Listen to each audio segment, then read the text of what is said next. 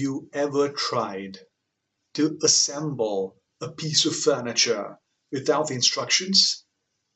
You know, those confusing diagrams and tiny screws that seem to multiply when you're not looking. And it's a mess. You have all these pieces, screws, and bolts, and you are just trying to figure out where everything goes. It's a bit like life, isn't it? My dear sisters and brothers, we all are trying to put together this puzzle without a clear picture of what it is supposed to look like. But just like that furniture, we are not left completely in the dark. We have a guide, a model to follow, and that is Mary, the mother of Jesus. My dear friends, today we're celebrating the feast of the Immaculate Conception, a day when we remember that Mary was conceived without original sin. You know, it's a bit like getting a flat pack furniture with all the pieces perfectly sorted and labeled. Mary was, in a sense, the perfect model right from the start. But let's not forget that Mary was human, just like all of us. She was not some, distant pious figure.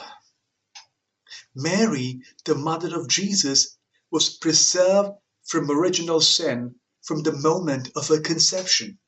Now, this does not mean that she was exempt from the struggles of life.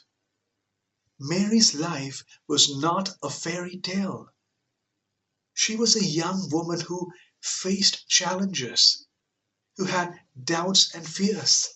In fact, she faced every gamut of emotions a mother can face, even standing by helplessly as her precious son was maligned, spat upon, and ridiculed and cruelly put to death. Yet, through it all, she remained steadfast in her faith and obedience to God's will. When the angel Gabriel appeared to her, she was troubled. But she said yes. She said yes to God's plan, not knowing where it would lead her. And that's something we all can relate to, isn't it? You know, life throws us curveballs, and we are often left wondering what to do. But my friends, Mary's example shows us that even in the face of uncertainty, we can trust in God's plan. Now, I am sure that some of you are thinking, well, that's all well and good, but I'm not Mary. I'm not sinless. I make mistakes. And you're right. We all do. But here's the thing. Mary was not perfect because she was sinless. She was perfect because she was willing to say yes to God even when it was hard. And that is something we all can do. We can all strive to be more like Mary, to trust in God's plan, to say yes even when it is difficult. We may not be immaculate, but my friends, we all are recipients of God's grace. And just as Mary's yes to God led to the redemption of humanity, our yes to God, our willingness to carry His Spirit within us, can lead to profound transformation in our own lives and in the lives of all those around us. St. John Chrysostom once said that it is impossible to be saved without the help of the most blessed Virgin, because those who are not saved by the justice of God are saved by the intercession of Mary.